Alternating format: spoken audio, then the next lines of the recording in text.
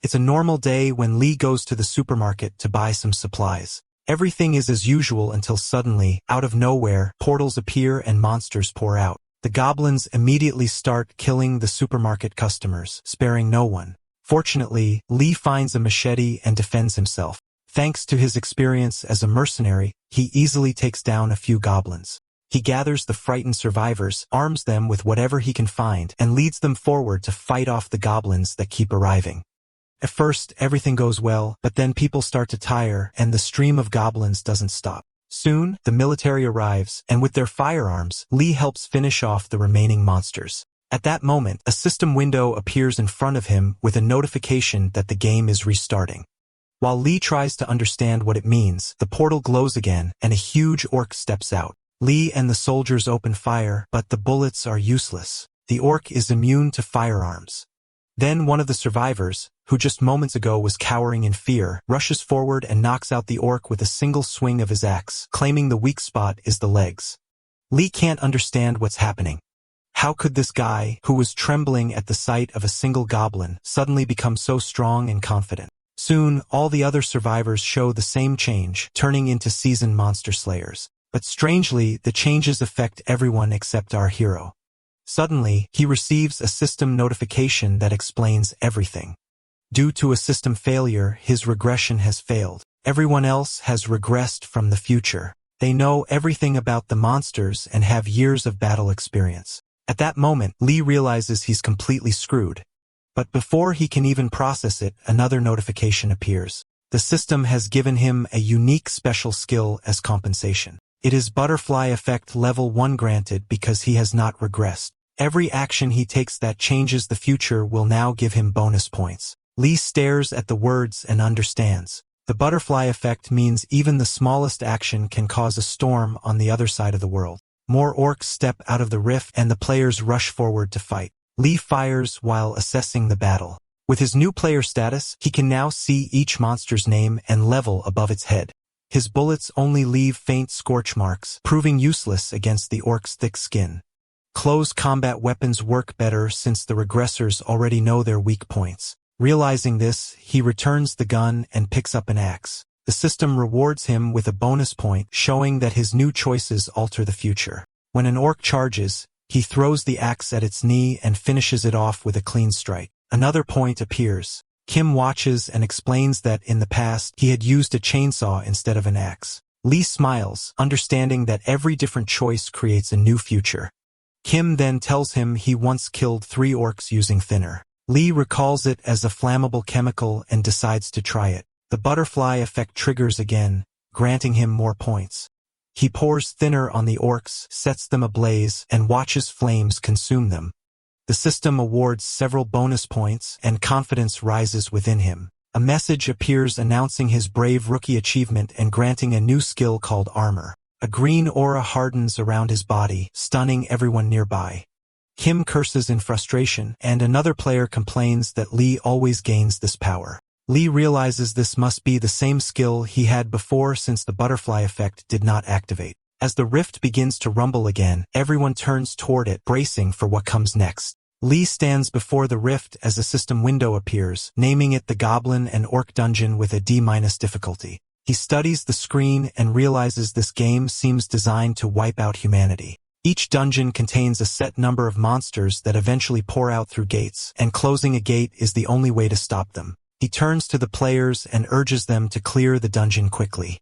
He remembers the difficulty effects, rewards, and skill grades, but his goal is not loot. He wants to test his new armor skill and the stats gained from the butterfly effect. With 15 bonus points in hand, he invests them all into strength, raising it from 1 to 16. Confident in his experience with goblins and orcs, he enters the gate. The players follow with Kim close behind, wondering if Lee had conquered this place in his past life. Inside, a goblin leaps from the shadows and bites Lee's arm. Armor activates instantly, blocking the attack. He crushes the goblin's skull with one hand and gains another bonus point. The others stare in disbelief as his strength grows rapidly within mere hours. A female player calls it impossible, and Kim mutters that armor must be why Lee was once Korea's strongest player. When Lee dismisses his words, jealousy overtakes Kim. He grabs a chainsaw and attacks, but the blade cannot pierce the glowing armor. Lee smiles coldly, crushes the chainsaw, and grips Kim's neck.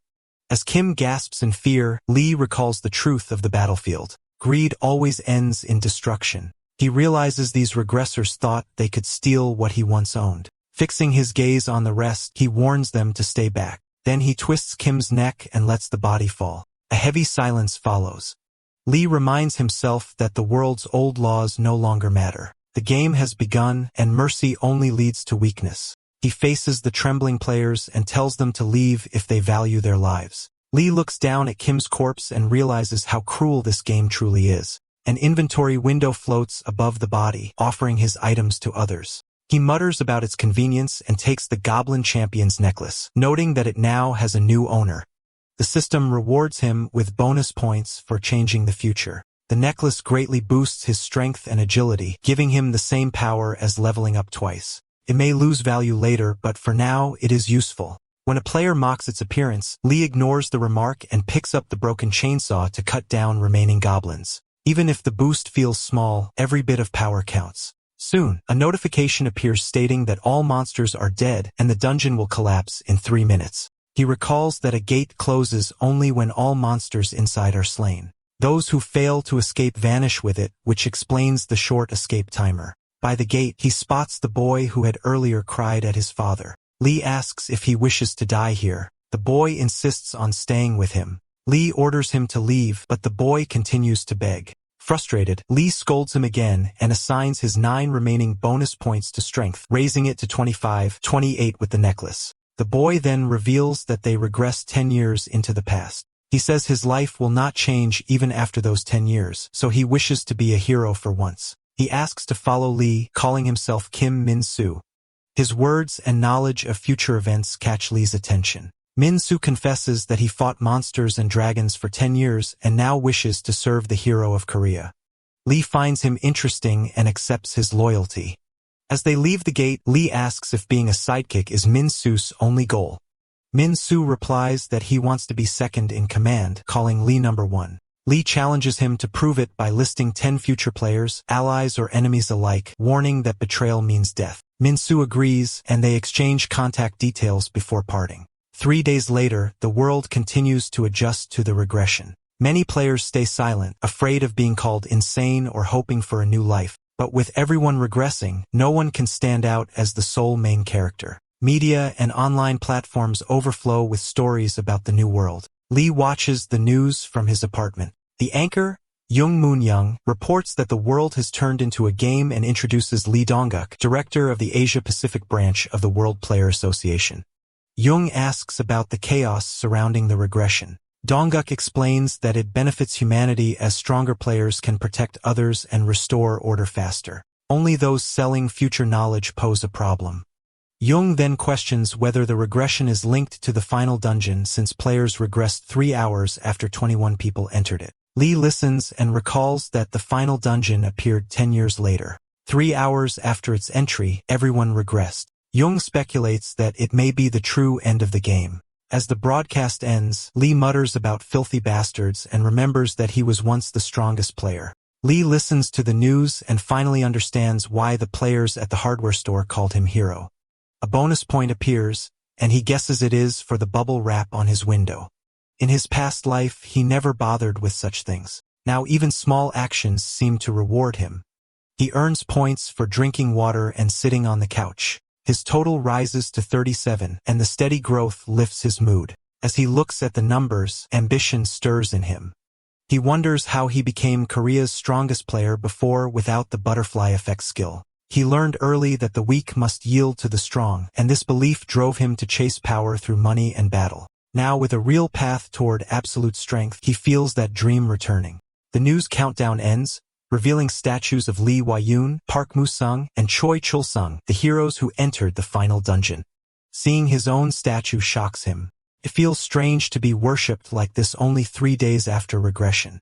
He remembers being the highest-paid mercenary in his past life, a weapon people bought for war. Back then, fame meant nothing to him, but now it feels different. The reporter explains that all players regressed after the dungeon event, suggesting that something inside caused it. Dongguk adds that the three heroes have vanished, hiding to protect their rare skills and items. Young questions if this is true, and Dongguk confirms it. Then he mentions a new rule. The heroes who entered the final dungeon are now forgiven for any crimes. Lee switches off the TV before hearing more. Two things become clear to him. Many are hunting him, and he can now legally fight back. He puts on his jacket and steps outside. Running through the streets, he realizes he never came to Guangshuan Square in his past life. Each step proves the future is already changing. He spends his bonus points on agility, raising it to 52. While running, he reflects on how others focus on strength or mana. For him, the usual path no longer applies. His bonus points grow faster than anyone else's, making him an exception. He reaches the crowded square. Wearing a hoodie and mask, he mutters that this is insane. If people knew who he was, chaos would break out. He watches the crowd and senses hidden weapons in their inventories. Everyone wants to look strong. Fame has turned players into idols but also into prey. He looks at the statues again. People once prayed before them like worshippers before gods. Now the area is empty. His eyes stop on his own statue marked with the title Shadow of Death. Suddenly, a player named Kim Chongbei appears and smashes the statue's head with a mace. A system message appears, granting Lee bonus points for changing the future. Chongbei lands nearby and hides his weapon, unaware of who stands before him. Chongbei smashes the statue and starts to run. Lee follows, but with his agility above 50, his movements feel harder to control. After a short chase, he catches Chongbei and grips his neck. He pulls off his mask, and the fear in Chongbei's eyes shows recognition.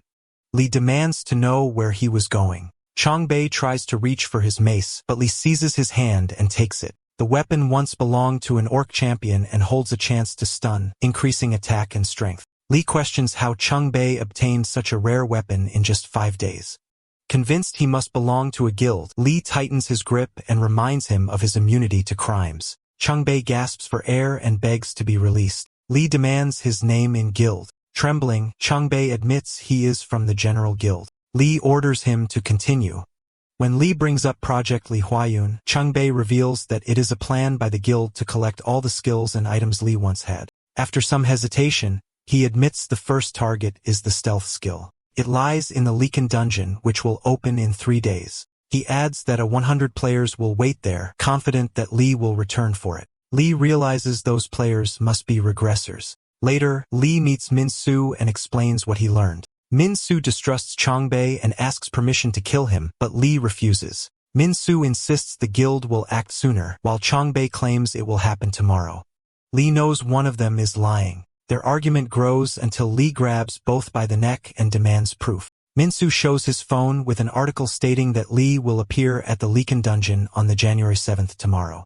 He explains that the dungeon appeared early in the game and that lichens are far stronger than goblins or orcs. They move in packs and no one cleared the dungeon before. When they escaped, they destroyed cities and killed thousands. Lee now understands why the dungeon became infamous. It caused massive destruction, and people feared it more than any other. Min Su reminds him that he was the one who destroyed it in the past. Lee turns to Chongbei demanding to know who ordered him to destroy the statue. Chongbei snaps and reaches into his inventory. Lee reacts first and breaks his neck. A message appears granting a bonus point. Lee realizes he must have spared Chongbei in his past life. The world is changing faster now because of the regressors. He turns to Min Su and mentions finding a way to kill lichens, perhaps using poison. Min Su questions why he is asking about things he should already know. Lee cuts him off and admits he never regressed, warning him to keep it secret. Min Su is stunned and explains that such knowledge means nothing without power. Lichens are level 5 monsters, and lower-level players cannot enter. Lee nods, realizing he must reach level 5 soon. Lee is only level 2, but knows levels mean little. With 80 stat points and 162 bonus points, his total reaches 242.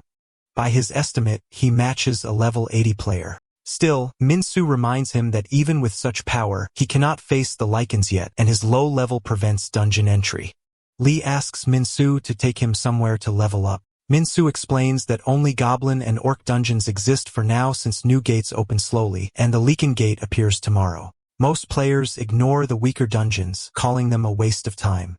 Lee calls those monster cuties and uses his bonus points to raise strength to 187, strengthening his armor skill with it. They arrive at a goblin and orc dungeon. A goblin throws stones, but Lee moves swiftly and kills two with ease. His speed and strength leave no room for resistance. While fighting, he asks Minsu about skill stones. Minsu explains that they rest near a monster's heart and their color shows class. White for common, purple for rare, yellow for unique, and red for legendary. The stealth skill from the Leaken dungeon belongs to the rare class, so its stone glows purple. Lee asks about the meaning of these classes. Minsu tells him that rare and below can appear multiple times, but unique and legendary exist only once. Skills can also level up, increasing their effect. When Lee asks about special skills, Minsu admits he has never heard of them, and Lee drops the topic. The next day, Lee reaches level 5. He and Minsu stand at the site where the Lichen Gate will soon appear. A crowd already gathers. Lee instructs Minsu to observe while he handles the rest alone. Ahead, around 100 players from the general guild wait. Only 5 can enter the dungeon, and Lee must be among them. A man steps forward and announces that this is where Lee Huayun gained the stealth skill in the past. He declares the general guild will seize it this time. The crowd cheers, confident of victory. 5 minutes later, the countdown begins. When it ends, the gate opens. Lee bursts forward before anyone can react. Players shout and try to block him, but none can match his speed. He reaches the gate first and enters, followed by 4 others. The system announces the dungeon is full. Outside, Minsu watches in awe, realizing Lee has already surpassed what any regressor could achieve in just 5 days. As soon as they saw Lee, one of the players shouted to prepare. 3 pulled out goblin chef whips to restrain his hands and neck, while the 4th threw a net over him. Their plan was clear. They knew they could not defeat him and tried to trap him instead. Lee activated his armor skill and easily turned the situation around, binding them instead. As they struggled under the net, lichens rushed in with furious growls. Lee wondered if rage was part of their nature. The trapped players begged for mercy, admitting they were only following orders. Before they could explain more, the lichens attacked. The players assumed everyone would die, but Lee crushed the beasts without effort. He recalled that wolves and dogs share the same weak point, the muzzle. Years ago, a detection dog had bitten him during a mission, and he subdued it by gripping its snout. Remembering that, he grabbed the lichens by their muzzles and crushed them. The monsters fell, unable to move. When the players asked why he did not finish them, Lee explained that killing all monsters would collapse the dungeon and close the gate. He planned to find the lichen with the skill stone first and then slip out quietly before anyone outside noticed. When the lichens rose again, Lee muttered that this was not enough and shattered their bones completely. Then he turned back to the trapped players and demanded the name of their leader. Trembling, they revealed it was Choi Chulsung. Lee recalls the name carved beside his own statue and asks if Choi ordered them to come for the stealth skill. They admit it, explaining they only followed orders, but one accuses another of betrayal. Lee grabs the one who shouted and breaks his shoulder, reminding them he is not here to play games. He recognizes Choi Chulsung, the general guild leader who once fought beside him in the final dungeon. Though never a true comrade, Choi was still part of his team. Now that same man has turned against him, but Lee feels no betrayal, knowing the world runs on self-interest. As more lichens appear, Lee notices that when some die, new ones spawn to keep their number fixed. This dungeon allows 25 at a time, which benefits him.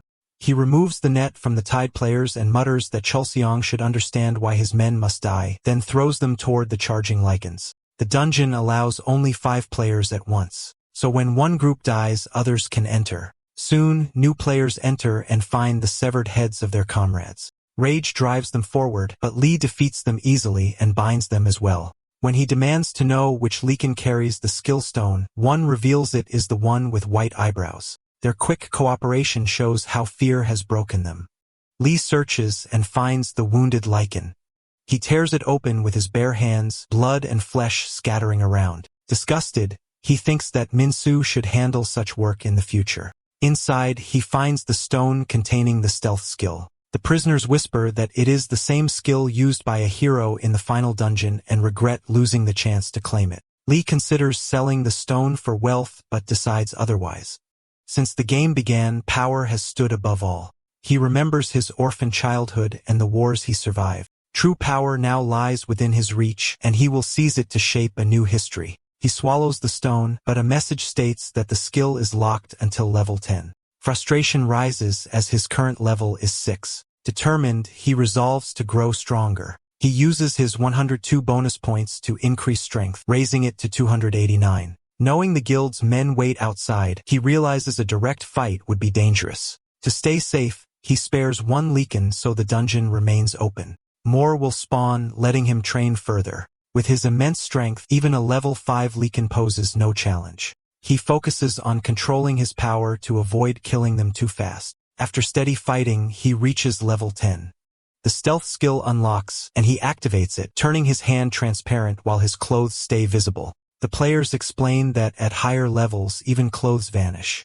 Lee checks his skills and sees progress levels beside each. When they confirm that full invisibility starts at level 2, he removes his clothes and activates the skill again, disappearing completely. He realizes these players came for the same skill he once possessed in his past life. If they had succeeded, they would have killed him for it. As he prepares to leave, Lycans close in around the Tide players who beg for mercy.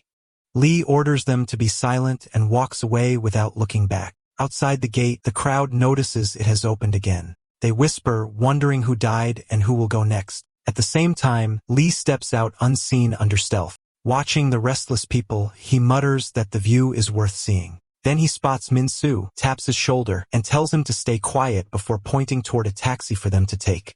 Later, while scrolling through the news, Lee reads reports about his return and the Leakin dungeon incident. The headlines call his hunting methods shocking and show the bodies of 8 general guild members killed by Lycans. Min-soo shows him a live broadcast where anchors discuss Lee's appearance. One mentions his calm confidence before the final dungeon in their previous life when he raised his middle finger to reporters and became a symbol of defiance. They now debate if his fame comes only from that attitude or something more. The discussion shifts when Park Jong-sik, chairman of the Player Skills and Technology Association, joins the broadcast. He claims that the moment Lee appeared in the Lycan dungeon, the game effectively ended. His statement causes outrage, and even Lee is surprised. Anchors accuse Jong-sik of spreading confusion, but he remains firm. He explains that his team studied the Lycan corpses and found each skull caved in by a single strike. Given the hardness of Lycan bones, such power could only come from a level 40 player with all points in strength. When asked if special equipment could explain it, Jong-sik denies it, saying no known item could cause that level of damage. Holding up a Lycan head, he points at the wound and claims Lee Hua-yun crushed their skulls with a flick of his finger. Some anchors laugh, others demand his resignation. Lee reflects that those denying Jong-sik's words are people with wealth and influence, guilds, associations, and industries profiting from the game. They fear the truth will destroy morale and reduce profits. Jong-sik ends by saying that if the game reaches its final stage again, Lee will surely be among those who finish it. The anchors dismiss his claim, though one jokingly connects Lee's past gesture to his current power. Lee mutters in disbelief and questions how she became an anchor. He reflects that his path now differs from his previous life. Only his strength remains the same. He realizes that without higher levels, stats alone are useless. He could not enter the Leakin dungeon or use stealth properly at first because of level limits. To grow stronger, he needs more experience. Determined, Lee begins hunting Lycans in another dungeon. What once felt satisfying now feels dull. He mutters that he is tired of them and wants something new. Min-soo warns that this is still the best hunting ground, but Lee asks about the next dungeon. Min-soo mentions the level 14 Blue Monkey dungeon, though no player can enter it yet since only 5 days have passed. Lee sees an opportunity. If no one can enter, then the blue monkeys will emerge on their own. Min-soo recalls how dangerous they were in their past lives. Lee admits it might be risky, but remains confident. With bonus points equal to what others would gain after over 100 levels, he believes that in front of true strength, no monster matters. Those who never awakened as players did not regress, yet they already know the blue monkeys will soon appear and destroy everything. That is why the streets are empty. 6 days after the game began, no one is strong enough to face such monsters. Lee and Min-soo walk into an underground parking lot. The silence feels heavy. Min-soo admits he has only seen blue monkeys on the news, but knows how terrifying they are. They stand above level 10, can attack from range, and even mimic humans. A car horn suddenly echoes in the distance, and Min-soo guesses the monsters are playing with it. Lee notes that they have already escaped the gate. He opens his status window and moves all 251 bonus points into agility, raising it to 578. In a blur, he vanishes toward the monsters. Minsu watches in disbelief, knowing that even one hit from a blue monkey could kill him. Lee cuts through the monsters with ease. Their attempt to retreat fails as the rules prevent them from re-entering the dungeon. He sees fear in their eyes, the same fear humans show when death is near. Minsu finds it strange that creatures once feared by humanity now flee in terror. Grinning, Lee chases them down, knowing that constant leveling is the only way to stay in the game. Without it, he will lose access to dungeons and skills. When he checks again, he has reached level 17 with 202 bonus points. Minsu is stunned that he gained so much in 6 days, but Lee feels exhaustion creeping in. His low stamina cannot balance his speed and strength anymore. He adds all points into stamina, raising it to 213, and resumes the fight. The blue monkeys hurl debris at him, but nothing slows him down. When the last one falls, Minsu stares in awe, realizing that if people saw this, they would lose their minds. Lee then remembers the security cameras recording everything. Standing near the gate, Min suggests destroying it. He explains that if it stays open, more monsters will spawn, making it a farming ground that blocks stronger ones from appearing.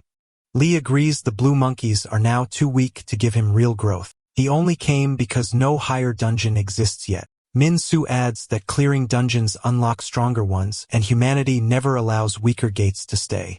Lee asks if this means defeating more dungeons will only make life harder for others. Minsu nods, pointing out that Lee just cleared a level 14 gate in 6 days, something that took nearly a month in their past lives. When Lee asks how he knows, Minsu shows him an app where players post dungeon records and strategies. The first clear time becomes official, and top players gain national recognition. Hearing this, Lee decides to post their record under the name Fearless, a word that means without fear. Minsu agrees and uploads it. Soon, the forums explode with excitement and panic over the arrival of level 15 dungeons. Meanwhile, inside a nearby shelter, civilians watch the broadcast. A little girl asks her mother when they can go home. The woman says it will take 29 days. Then a man shouts that the dungeon has been cleared. People call him a liar until the screens light up with footage of Lee slaying the blue monkeys. Cheers fill the hall as they realize it is true. On the player site, everyone notices the new name Fearless. No one knows who he is, but it does not matter. To the people watching, a new hero has appeared. Lee and his friend walk along the road discussing the events of their past lives. His friend recalls that the level 15 dungeon was cleared 41 days after the game began, but it happened in Japan where the Crimson-Eyed Horse appeared. Korea also had a level 15 gate, yet no one was strong enough to clear it. When Lee asks about their next monster, his friend explains it is a level 15 giant bear. He adds that monsters below level 20 are not dangerous since they lack skills, though higher levels take longer to defeat. He remembers that 71 days once passed between the clearing of the level 19 and level 20 dungeons. As they continue walking, his friend wonders if 300 kilometers is too far. Lee replies that each step gives him bonus points, so walking itself is worthwhile. This makes his friend reflect that even small actions can change the future. Dropping a pen or avoiding a bug might alter what would have happened, so Lee walks carefully, aware that every choice shapes his path. A truck suddenly honks behind them. The driver yells and curses, ordering them to move aside. Lee answers calmly, but the man keeps shouting and speeds up. Anger flashes across Lee's face, and before his friend can stop him, Lee disappears. He catches up to the truck, confronting the driver and warning him to control his temper if he wants to live. The driver apologizes quickly, and Lee lets it go, choosing peace over anger. As they resume their journey, Lee realizes the dungeons are opening faster than before. This gives him a chance to widen the gap between himself and others. Those with memories of the past are losing their advantage while he continues to grow stronger on his own. The scene shifts to the battle inside the level 15 dungeon. A massive bear towers over Lee. He knows that once level 20 monsters appear, they will start using skills, so he must grow stronger quickly. The bear strikes hard, sending him back, but he dodges and climbs its arm. With a burst of strength, he crushes its neck and watches it fall. More beasts rush in, but he defeats them all. Meanwhile, debate spread online about who cleared the level 14 dungeon. Some argue it was Lee Wayun, others say Park Musung. His friend mentions that a level 16 dungeon has already been cleared by Poison Choi, whose real name is Choi Chulseong. He was once one of the men who entered the final dungeon with Lee. Lee reflects that Choi must have gained a rare skill from his past life. His friend recalls that Choi was the Poison King and leader of the strongest guild in Korea, the General Guild. Lee remembers how Choi once tried to steal his stealth skill and decides he must move faster. When Lee asks about Choi's weapon, his friend recalls a black dagger once belonging to the Golden Leopard, a level 20 monster from Korea. Lee dismisses the memory, focused only on his own progress. His friend updates him that the level 17 and 18 dungeons have been cleared on January. As they exit another dungeon, Lee asks about the next ones. The level 19 dungeon lies near Gangnam Station, and the level 21 dungeon will open at Yeldong Park in Bundong. Lee notes it would take about 30 minutes to reach there without traffic. His friend feels relieved that the area has fewer people, but Lee reminds him that even if crowds appear, no one can enter. Only he can claim the weapon again. Now at level 21, Lee holds 744 bonus points. He channels all of them into strength, raising it to 1033. A system notification appears announcing that his strength has surpassed 1000 for the first time. He earns a new title, King of Strength, and gains the Petrify skill, which freezes an opponent for 3 seconds. Testing the skill on his friend confirms its power. His friend compares Lee's strength to that of Yang Xiongwei, the Emperor of China, who once led all players there and cleared countless dungeons. Lee wonders if his new skill is the same as the Emperor's, and his friend confirms it. Lee then instructs his friend to go to Yeldong Park and watch who gathers there. Meanwhile, he will clear the level 19 dungeon at Gangnam Station. Min-soo agrees and promises to contact him if anything unusual happens. With that, they part ways, each moving toward their next task. Lee stands before the level 19 gate knowing he must clear it to unlock the level 20 Golden Leopard dungeon. The place is filled with crimson-eyed moles. He recalls that the level 20 gate will open once any level 19 dungeon is cleared. But since no one else seems capable, he decides to take on the task himself. Soldiers surround the area managing the evacuation. One of them stops Lee and asks for identification. Lee admits he has none. A mole suddenly bursts from the ground and the soldiers fire, but their bullets do nothing. The soldier urges him to leave, but Lee calmly explains that guns cannot harm such monsters. When asked if he is a player, he nods. Another mole surfaces behind them. Lee activates his Petrify skill, freezing it midair, then crushes its neck. Seeing this, the soldier steps aside and lets him through. Inside, Lee studies the dungeon. The moles are not only strong but cunning, hiding deep underground. Knowing he cannot dig them out, he takes the blue monkey's fur from his inventory. Burning it releases toxic smoke that lures monsters. The fumes spread through the burrows, forcing the moles to surface. Lee catches each one and kills them effortlessly. Soon all 15 lie dead. A system message appears announcing the dungeon's clearance, and the gates collapse in 3 minutes. His phone rings. Min-soo warns that reporters have surrounded the Golden Leopard dungeon. Lee tells him to drive them away and says he will arrive soon. Min-soo finds it strange that the General Guild has not shown up despite knowing about Lee's stealth skill. Lee concludes they are avoiding him because they know crossing paths with him means death. Lee leaves the soldiers behind and drives to Yeldong Park. When he arrives, the place is crowded. Annoyed, he calls Min-soo, reminding him he was supposed to clear the area. Min-soo explains he tried, but no one listened. Lee steps out, determined to handle it himself. As soon as the reporters spot him, they rush forward shouting his name. Questions fly from every direction. Some blame him for lowering player morale. Others accuse him of causing chaos with his fast dungeon clears. Some even beg for autographs and photos. The noise grates on him. After years of war, he has learned to value silence.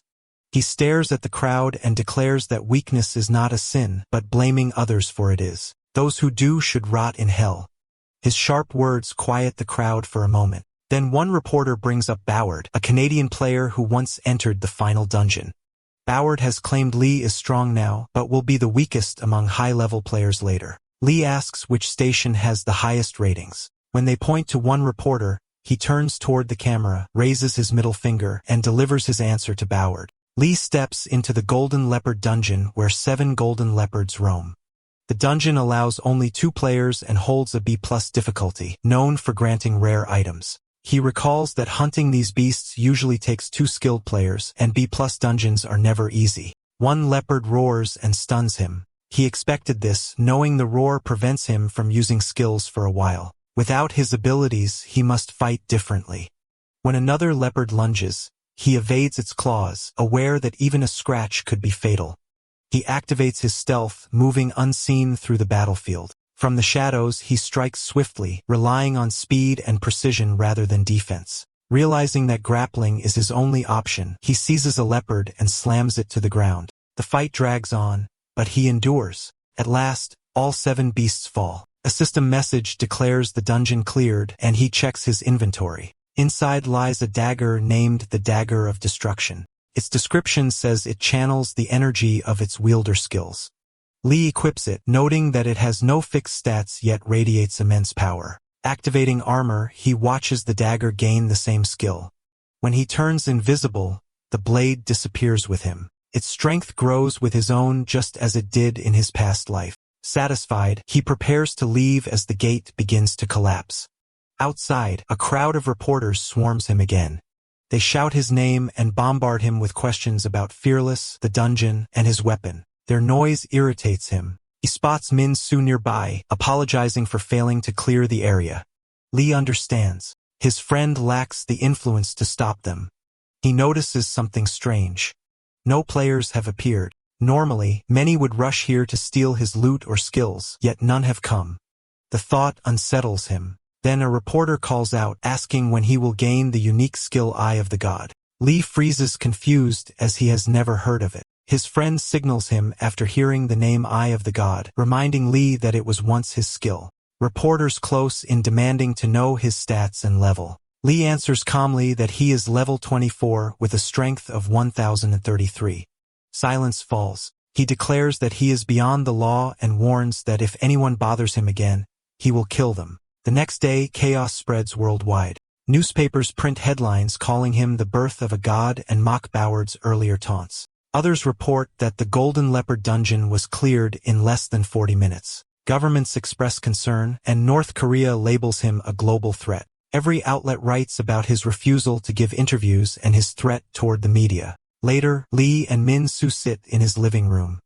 Lee asks about the Eye of the God. Min Soo confirms its existence, saying Lee possessed it in his past life. It allowed him to see opponents' stats and inventory, making it a unique and unmatched skill.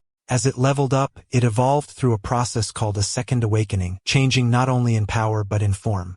Min Soo speculates that at higher levels, the skill could detect even slight movements in an enemy's pupils or heartbeat, giving Lee perfect precision in combat. Lee asks where it might be found, and Min Soo suggests checking the player website, which tracks dungeon records. Though not flawless, it could narrow the search. Lee knows time is short. Many players have regressed and will race to claim the skill.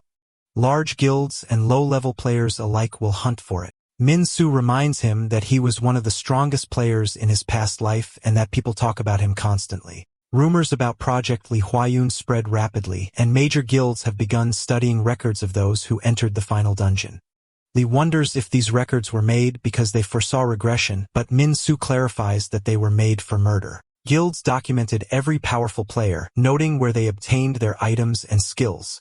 That knowledge allowed them to plan thefts and assassinations. The General Guild once tried to steal Lee's stealth skill using whips and nets after learning he had armor. Even after failing, they tracked him closely, waiting for another chance. Lee realizes these records are treasure maps leading straight to his past power. Min Soo admits that his own guild once collected such data too.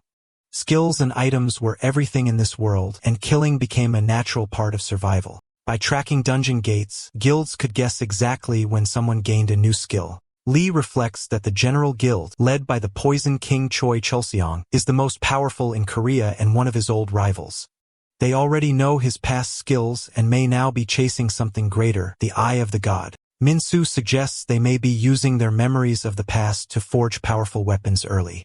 Lee agrees, but adds that they likely avoided the Golden Leopard dungeon for 2 reasons. First, they plan to let him collect his old skills and items, then kill him to take them all at once. Second, fear.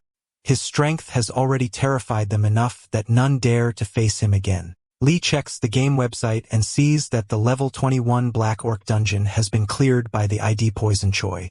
He notes that Choi is working hard. Earlier, players from the United States and China were on the leaderboard, but from level 20 onward, only his and Choi Chulseong's names remain.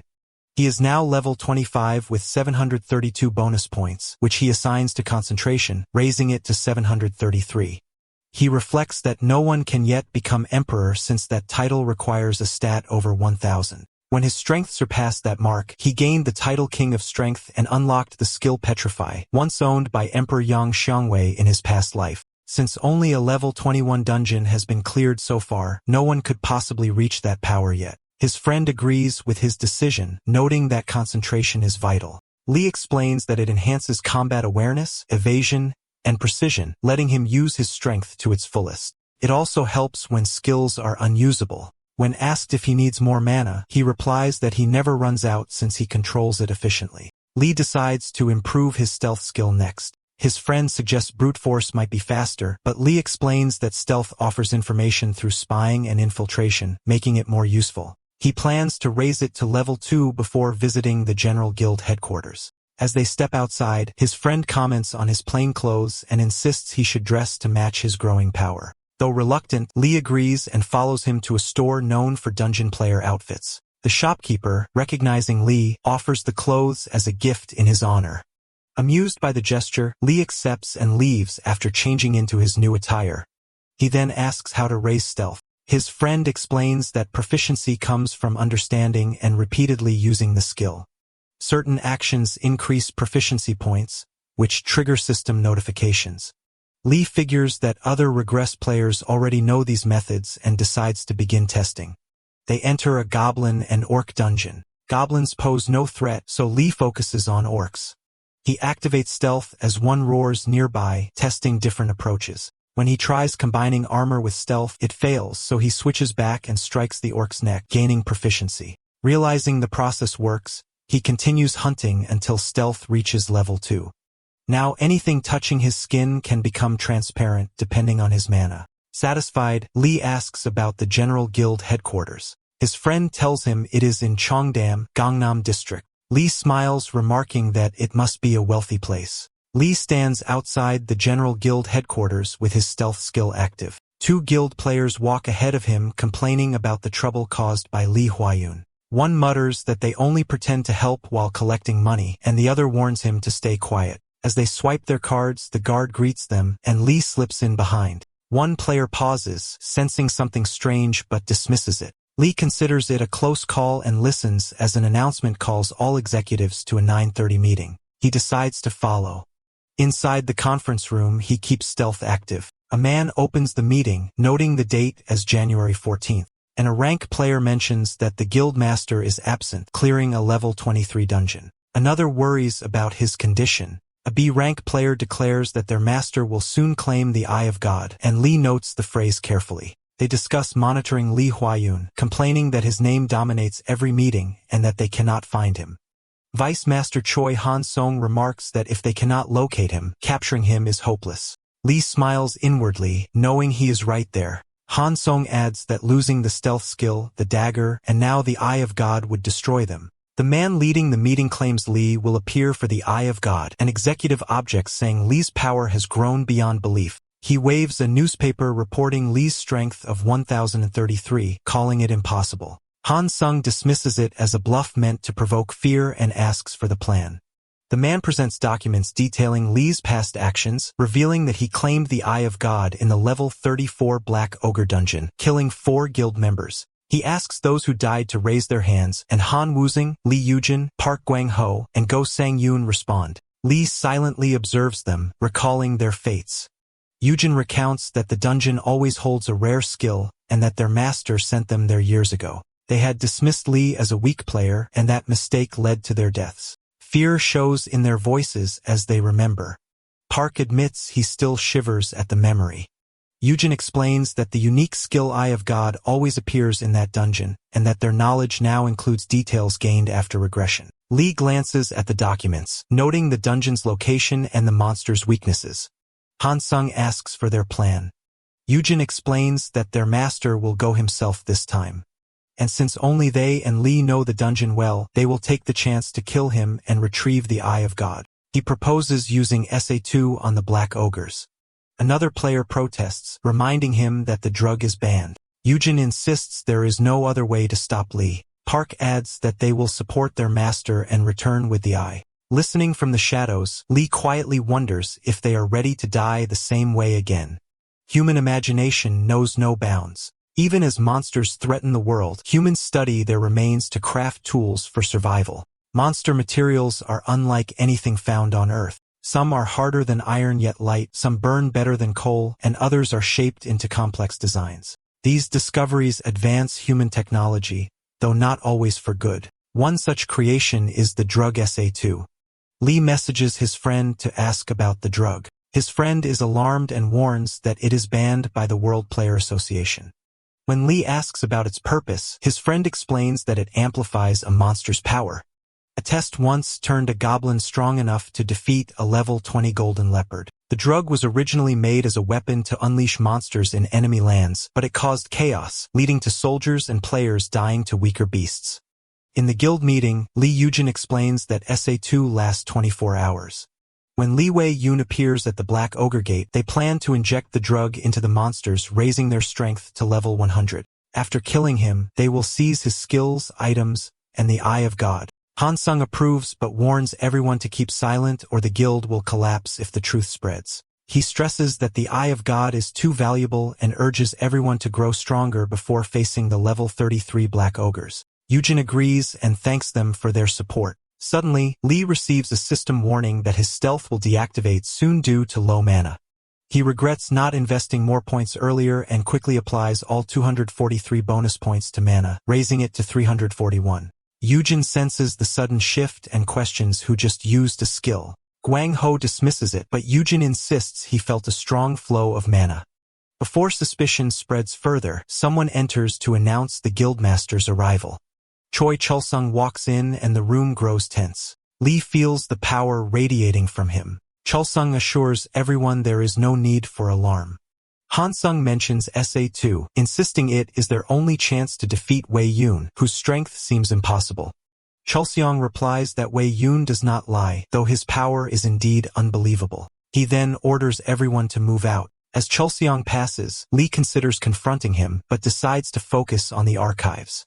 He follows a man carrying documents, slipping through the door as the man scans his eye for entry. His high concentration keeps his movements silent. Inside, he reveals himself, binds the man with blue monkey fur, and seizes the records from his past life. He studies the papers under the flicker of his lighter. The records are detailed, describing every battle and every player he once killed. Reading them brings a faint sense of sadness. He turns to the list of items and skills, each tied to the monsters they came from, and finds the accuracy almost admirable. Huayun's past records reveal that after clearing the level 245, his body changed completely. His darkened form grew unstable and destroyed everything in its path. The sight was beyond description.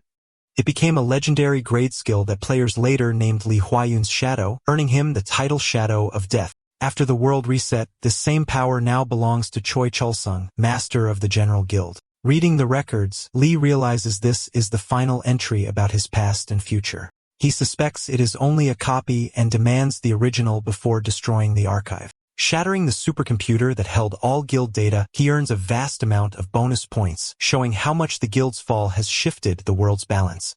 The destruction of the archive itself alters the course of the future. Knowing strength must come first, Lee invests all bonus points into his strength stat, raising it to 2054. He messages his friend, explaining that they cannot predict how much the SA2 drug will enhance monsters. His friend replies that a strength of 2000 alone is extraordinary. When Lee asks what else he learned, his friend explains that the drug was originally made to increase dungeon rewards. Humans believed stronger monsters would make harder dungeons and better drops, so they experimented by injecting monsters with the drug. However, the system never recognized the change, making the drug unpredictable and dangerous. Lee finds the drug troublesome and worries about the General Guild's plan to use it on Black Ogres. His friend suggests testing it first. They inject a goblin with the drug, and it roars with sudden power before charging. Lee reacts quickly, grabs it by the skull and crushes it, noting its speed but realizing its strength is still far below his own. Later, Lee enters a level 27 dungeon filled with tooth zombies. Their rotten stench makes it hard to focus. They move as fast as blue monkeys, and their iron jaws can crush anything. Even breaking their skulls or organs fails to stop them, so Lee decides decapitation is the only way. Using stealth, he slices through them one by one. The fight grants no experience, but he earns 456 bonus points. Though useful, it still feels lacking.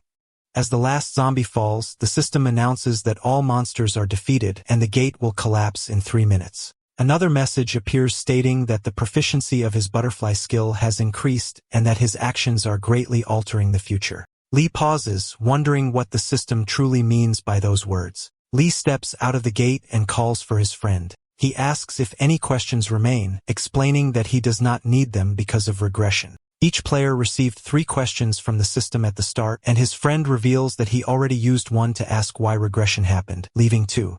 Lee suggests asking about skill proficiency. His friend hesitates, worried it might be a waste, but eventually agrees. When he asks about the proficiency points for butterfly effect, the system responds that no such skill exists. Shocked, he tells Lee that the system could not find it. He wonders if Lee possesses a skill beyond the game itself, something like a bug or an illegal program.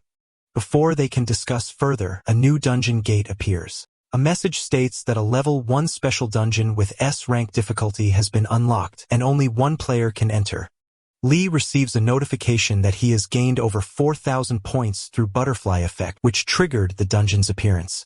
He advises his friend to ask the system about it, but his friend refuses, frustrated that the last question was wasted. He complains about the game's creator, saying the system denies what clearly exists. Lee points toward the gate, reminding him that the system's denial means little when the proof stands before them. A warning flashes that the gate will close in 30 seconds. They both wonder if it can shut on its own. Lee steps forward, telling his friend to question the system about the gate while he goes inside. The system responds that special dungeons appear when a player or small group grows too powerful compared to others. These dungeons are designed by the god of the game to restore balance. Clearing one grants a special skill made to counter an unstoppable player.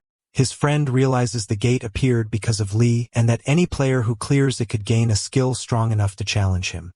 The system explains it could not answer earlier because information about special dungeons was only added moments ago. Annoyed, his friend mutters that Lee is about to grow even stronger. Inside the dungeon, Lee walks through a dim corridor, noting that an S-rank dungeon should at least grant a unique skill. Suddenly, a goblin appears ahead, smiling eerily. To Lee's shock, the creature speaks, calling itself the guardian of the special dungeon and revealing its level, 200. It mocks his surprise, promising him a quick and painless death, then raises a blazing sphere of fire and hurls it toward him. Lee activates his armor as the fire hits him. The system notifies that the armor's proficiency has increased. He realizes it grows stronger when enduring attacks beyond its defense. The skill advances to level 2, gaining the ability to release a shockwave. The goblin looks startled by Lee's strength and charges with another wave of fire. Lee uses his petrify skill, freezing the creature midair before slamming it into the ground. The goblin grunts in disbelief, but when Lee grabs its head to crush it, the goblin blocks the attack. Lee is surprised that its skull remains intact. Grinning, the goblin summons 3 clones. One clone praises Lee's power, while another wonders how he survived so long. They launch energy blasts, but Lee dodges swiftly. When one clone attacks from behind, Lee blocks it and strikes back. His armor releases a shockwave, sending the goblin flying. The force amazes him. The goblin stares at the fallen clone in disbelief, muttering that no human should be this strong. Lee charges again and destroys another clone. The remaining 2 retreat, but he does not stop. He notes their understanding of human speech while pursuing them. Pouring all his bonus points into strength, he pushes it to 3,486. Lee rushes in with overwhelming power. One clone cries that their deaths cannot be part of the god's plan. Lee punches, obliterating him instantly. Fear fills the last goblin's eyes before Lee vanishes using stealth and pierces its neck with his dagger. The creature collapses. He levels up, realizing it is the result of slaying such a high-level monster. A notification announces that all monsters have been defeated. The gate will close in 3 minutes. The level 200 guardian has fallen, and a special skill has been granted to him. Excitement rises within as he awaits the reward.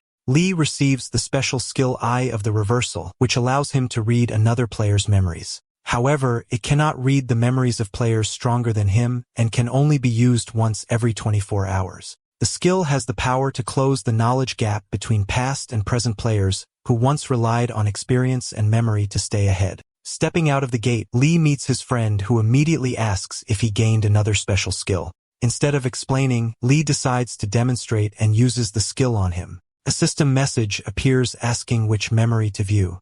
Lee selects the time they were in the supermarket. The memory unfolds before him like a scene, complete with options to pause and rewind. He skips ahead to see Min-soo's father dying and the guilt that haunts his friend. Then he sees Min-soo looking at him with admiration, believing Lee could change the world and defeat all monsters. Lee smiles at what he sees and repeats his friend's thoughts aloud, making Min-soo blush. Declaring they will slay every monster and rule the world, Lee glances again into his friend's mind and catches him referring to him as my lord. He teases Min-soo, who becomes flustered and begs him to stop. Lee laughs and decides to wait for the level 29 dungeon. Later, Lee sits in his apartment and uploads an update to the game site, announcing the clear of the level 28 Golden Tooth Zombie Dungeon. Reactions flood in. Some accuse him of unfairness, others praise him, and many worry about the destruction caused by stronger monsters. A few doubt the final dungeon can ever be cleared, while others call him a god. Lee ignores the debate and focuses on posting his completion times as the official rankings by the government and World Player Association depend on them. Reaching the top 10 would grant him freedom from laws and taxes, but his real goal remains the final dungeon, which promises power and fame beyond measure. Min-soo returns with news that Choi Chul-sung has cleared the nice poisonous spider dungeon, an achievement that seems impossible without a new ability. Lee suspects Choi is after the Eye of God and expects their confrontation at the Black Ogre dungeon. The scene shifts to a level 30 dungeon in South Korea known as Dark Horn Hogs. Lee faces a massive hog whose horns expand with every roar. One strike could kill him, but he also knows the horn's immense value. His mana runs low since Eye of the Reversal consumes much energy. With 112 bonus points left, he allocates them all to mana, feeling renewed strength as he charges toward the beasts. The hogs charge toward Lee, and he activates his armor. Grabbing their horns, he slams them into the ground. The horns refuse to break, which explains their high value. He pins the beasts under his foot and drives his dagger into the ground. The armored blade releases a shockwave, surprising him with its power. Realizing the effect, he cuts off their horns with ease but feels disappointed at how little challenge they posed. Holding the dark horn hog horns, Lee notes their worth as materials for legendary items. Since he already owns a strong dagger, he plans to sell them for profit. The system then announces that all monsters are defeated and the gate will close in 3 minutes. Back in his apartment, Lee stares at his phone after posting an update about clearing the level 30 dungeon. The growing attention irritates him. He wonders how many level 32 gates are open nearby. Min-soo replies that 2 exist in South Korea. Lee suspects Chul-sung might wait for the level 33 gate instead, planning to do the same. Min-soo suggests it could turn into a game of strategy. If both men wait, the first to clear the level 32 gate will force the other to move quickly. Meanwhile, Choi Chul-sung stands before a gate with 4 players Lee had killed in his past life. Gwang, who doubts the drug's effectiveness against someone as powerful as Lee. Eugene calls Lee's strength exaggerated, but Sang Hyun warns that Lee's power might be real. Chulseong states he has no intention of facing Lee directly. Even if Lee's strength exceeds 1,000, he believes the enhanced ogres will overpower him. He explains that the SA2 drug multiplies a monster's stats by 20 for 24 hours. Confident in his plan, he decides to let the ogres kill Lee and then claim his items afterward. As they enter the gate, a group of black ogres appears. Chul-sung pulls the pin from an SA2 smoke bomb and rolls it forward. The ogres inhale the drug and fall under its effect. Watching them transform, Chulseong smiles, planning to wait until the drug wears off before collecting Lee's remains. Then he and his team leave the dungeon. Lee arrives at the gate with Min-soo and notices the eerie silence.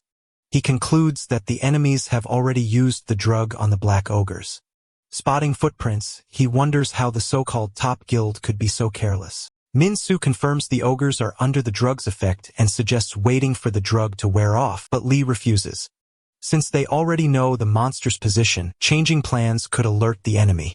He invests all his bonus points into stamina and tells Min-Su to hide because the General Guild has seen his face. Min-Su agrees and waits for Lee's call. Unseen, a surveillance bug from the guild records them. At the control room, the guild's operators track Lee's movements and fix the camera on the gate. They predict he will not last more than 3 hours. Their leader orders an immediate report to Cholseong. Inside the dungeon, the stench forces Lee to cover his nose. Moving silently with his dagger ready, he feels the ground tremble as black ogres approach, each gripping massive axes. They appear more monstrous than before, and despite his stealth, they sense him. Realizing their senses have sharpened because of the drug, he braces for battle. An ogre hurls its axe, but Lee activates armor and dodges. He casts Petrify, slashes the monster's leg, and drives his dagger into its back until it falls lifeless. Another ogre swings with great force, and though Lee blocks with armor, the impact throws him back. He acknowledges its power as more ogres rush forward. They throw their axes, but he evades with ease. Seeing their weapons scattered, he notes they are useless now. Grabbing one of the axes, he throws it at the chief ogre, severing its neck. As the body collapses, the pack roars in rage, and Lee readies another axe to face them one by one. With his immense strength, Lee snaps the ogre's arm, leaving it dangling uselessly. The creature roars in pain and swings its other arm, but Lee dodges and crushes its leg. The beast collapses, and Lee stands over it, deciding not to kill it yet to keep the gate open. Around him lie 9 lifeless ogres, yet the eye of God remains hidden. Thoughts of Choi Chulsung and the General Guild surface, and he resolves to draw them inside the dungeon. He tosses the ogres' heads out of the gate and steps outside, taunting the hidden watchers. Their plan, he says, was neither clever nor effective and urges them to come quickly. Then he returns inside, ready for their arrival. In the control room, the surveillance team watches in panic. The administrator contacts Chulsung, explaining that Lee has thrown out the ogres' heads. Chulsung realizes the situation and demands a poison strong enough to kill Lee. When told it is still in production, he orders the administrator's execution, declaring that all useless people will die from now on. He then commands the team to create an enhancer that can pierce Lee's armor within 3 hours. In his office, Coulson crushes a poison enhancer in anger. The enhancer once fueled his rise in the previous timeline when his poison skill earned him the title of Poison King. By using future technology, he could produce toxins that pierced monsters' defenses. But even now, he lacks a poison strong enough to break Lee's armor. Determined, he orders his 4 players to kill Lee within 2 hours. If captured, they must end their own lives to protect the plan. Guangzhou hesitates, but Chulson warns that failure will not be forgiven and promises they will be remembered as heroes if they succeed. Back inside the dungeon, new black ogres emerge. One swings its axe, but Lee dodges easily. Slaying them only causes more to appear, and he starts to find the fight tedious. He punches one, killing it instantly, and decides to ignore the rest. Then a message flashes before him, announcing that the dungeon has reached its maximum number of players. Lee smirks, knowing that the General Guild has finally entered. Lee faces the General Guild players, and a chill runs through their spines. Yujin mutters in disbelief, while Guang Ho reminds the group that only 2 hours remain before Master Chulseong arrives with the new poison to kill Lee. Lee calmly observes how unprepared they look. Guang Ho notices something unsettling. Lee stands without a single wound. He urges everyone to prepare for battle, declaring they only need to endure 2 hours. Eugene tries to flee in panic, but Lee moves faster, closing the distance and snapping her neck. The others freeze as Lee remarks that ending her quickly was mercy. Wuzing orders his team to stay calm, believing they can stall Lee long enough to become heroes in the guild's history. Lee steps forward, seizing Guang Ho by the neck and activates the Eye of the Reversal. Peering into his memories, Lee sees Chulseong drinking a poison enhancer that strengthens his toxins. Reversing the memory, he watches Chulseong's men discuss using enhancers from poison spiders capable of killing instantly. Lee demands details from Guang Ho, who resists until Lee tightens his grip. Gasping for breath, Guang Ho confesses that the liquid adapts Chulseong's poison to match each monster. Lee finds the enhancer impressive. Continuing through the memory, Lee watches Chulseong ordering his lab to create a poison strong enough to pierce his armor. Hearing Chulseong's frustration at their slow progress, Lee chuckles, realizing his armor still cannot be broken. Searching further, he finds a memory of his past self being ordered to leave a gate claimed by the General Guild. When he refused, he slaughtered them all. There was no sign of the Eye of God then, but Lee decides to test the same method now. He demands to know why Cholseong has not appeared, but Gwang Ho pleads for mercy instead. Realizing he will get no answer, Lee crushes his neck. As a black ogre drags away Eugen's body, Lee mutters that at least they will not interrupt him anymore. While examining the ogre corpses, Lee discovers something solid in one of their stomachs, the skill stone of the Eye of God. The ability allows him to view the status and inventory of any player or monster below his level. Holding the stone, Lee smirks, ready to step deeper into the darkness of the void. In the General Guild's conference room, footage of Lee plays on the screen. One player comments there is nothing left to analyze since Lee's strength is already beyond their reach. Another expresses disbelief that he could defeat monsters enhanced by the drug. The first response that it was expected, as even with the drug, monsters remain only monsters. A player mentions the fight is not over because the Black Ogre Gate remains open. When asked why, another explains that Lee is waiting for his prey, not satisfied with only the Eye of God. The room falls silent as they realize he is waiting for Cholseong himself. Cholseong enters, and everyone greets him as master. Clutching his head in anger, he demands to know where the enhancer is. One player kneels and advises retreat, explaining that while development is complete, the final product will take 3 days. Cholseong warns that if Lee gains the unique class skill from the level 51 Golem Gate, they will never defeat him. The player assures him they will stop it even at the cost of their lives. Cholseong asks if they are certain Lee will die in 3 days. When the player confidently agrees, Cholseong grabs his head and kills him with poison, declaring that incompetence is unacceptable. He orders full security around the lab and commands all guild players to guard it. Their goal is to kill Lee in the level 51 Golem dungeon and take everything he owns. Meanwhile, inside the gate, Lee realizes Cholseong might not come, meaning the enhancer is not yet ready. He considers wiping out the guild headquarters but decides killing only Cholseong would be more beneficial. Using the guild's influence would serve his plans better. From his past life's knowledge, he recalls their next target is the level 51 Silver Armor Dungeon, which holds a unique skill. He understands Cholseong's plan to secure both the skill and a stronger enhancer. Determined to stop him, Lee activates stealth and leaves the gate, knowing the guild's eyes are still on him. Outside, he meets Min-Soo, who reveals the enhancer factory is in Payu. Using the Eye of God, Lee checks Min-Soo's stats and warns him to be careful, saying even standing too close could be dangerous. Min-Soo admits he expected Lee to gain the Eye of God, but witnessing it firsthand is unsettling. He points out the factory's exact location and shows the car he bought with the money from selling the ogre horn. As they head toward Payu, Lee allocates his over 2,000 bonus points into concentration, raising it to 2,786. He reasons that concentration strengthens the Eye of God, helping him read opponents' stats and weaknesses more precisely. Since his immense strength remains difficult to control, improving focus is essential. The system acknowledges his progress, granting him the title King of Concentration. At the Poison Enhancer Factory in Payu, Lee and Min-Soo step out of the vehicle. Lee immediately casts Paralyze on his friend, a skill unlocked after reaching 1,000 concentration points. It disables one sense of a lower-level opponent for 5 seconds. The system asks which sense to block, and Lee selects Vision. As Min-Soo goes blind, Lee tells him to wait outside. Lee punches the factory wall with immense force, making the entire building shake. Inside, technicians panic, thinking it is an earthquake. When one spots Lee and alerts the others, chaos spreads. Enraged that Cholseong is not there, Lee smashes the wall again, causing more destruction. Outside, Min-Soo watches the trembling building, barely believing what he sees. Spotting a surveillance camera, Lee speaks directly to it, warning that their enhancers will soon be destroyed. He gestures at a pillar and declares that once it falls, everything ends. He proposes a trade, saying there are things he wants from Cholseong, then crushes the camera. The next morning, Lee sits on the rubble as Cholseong arrives. Using the Eye of God, Lee scans his stats. Realizing this, Cholseong curses at him. Lee notes his poison skill, capable of causing death with an 80% chance. Cholseong calls him a coward, but Lee reminds him that without his help, Cholseong would have died in the Black Ogre dungeon.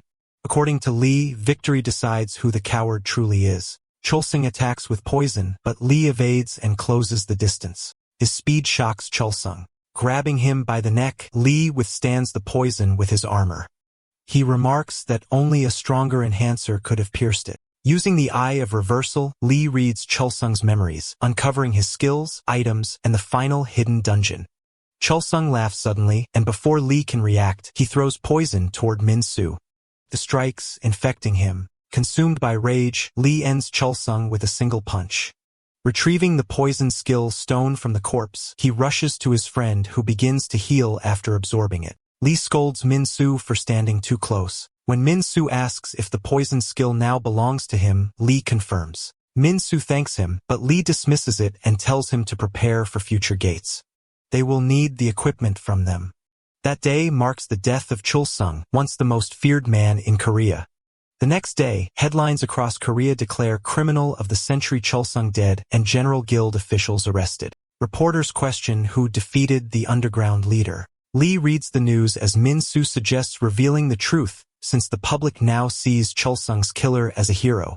Lee refuses, explaining that players who seek fame always meet tragic ends. In a world where everyone hunts for power, exposing his identity would invite danger. Many would covet his skills or possess technology like the poison enhancer capable of killing him. He states that when everything ends, he will build his own monument to record his achievements. Reading a comment asking about the Poison King's lost poison, he reflects that after death, only a person's skills and items are valued. Setting his sights forward, he declares their next goal, the unique class skill hidden in the level 50 silver armor dungeon.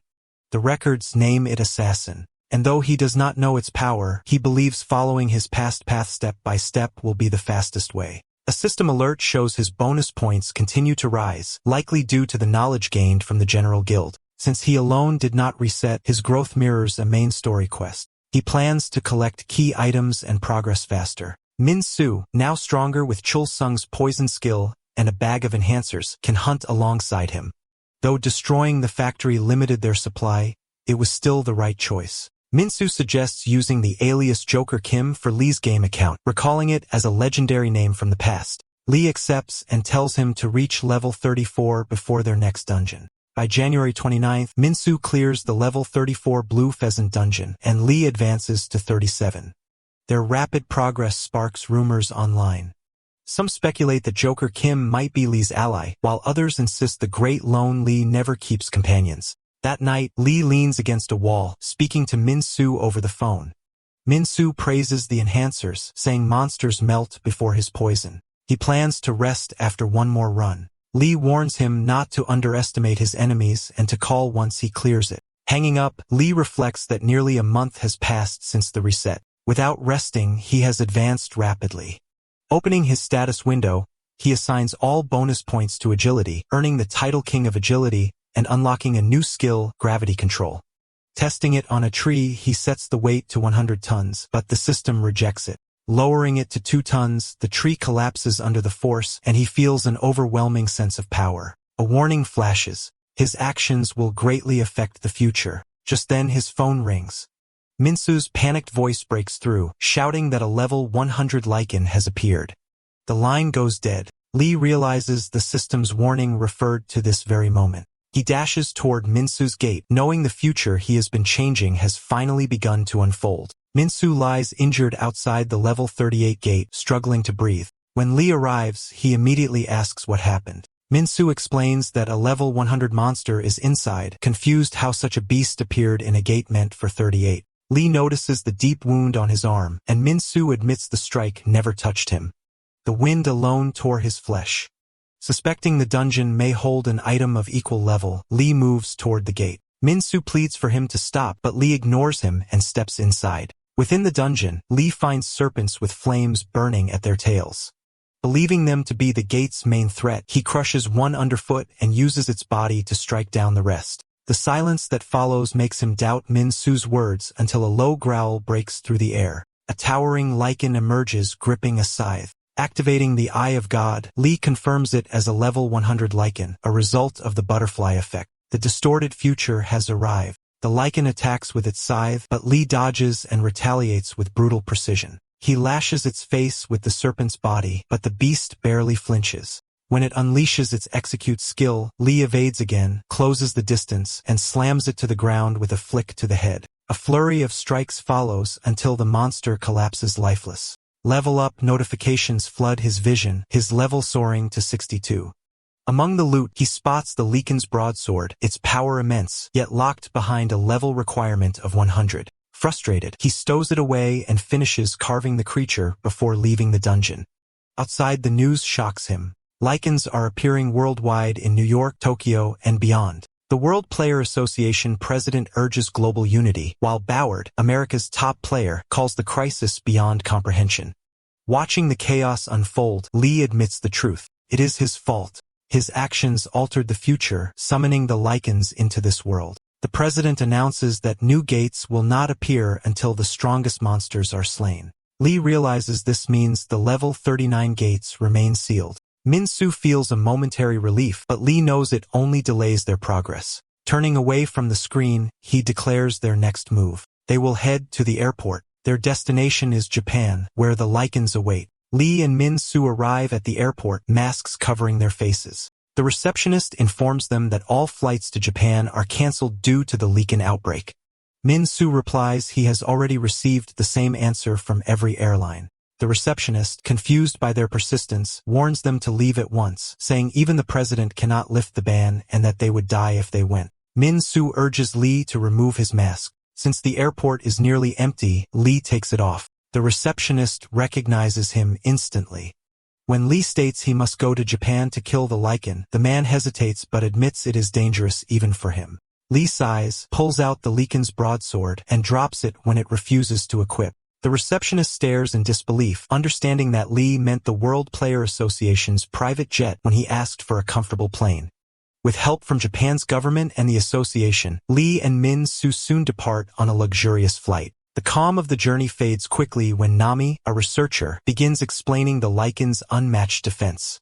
Lee cuts her off, asking to rest, but she insists it is for humanity's sake. Irritated, Lee dismisses her. Startled, she admits no man has ever ignored her like this and reminds him that hundreds are fighting the Lycan in Japan. When he asks how to silence her, she refuses, saying humanity depends on him.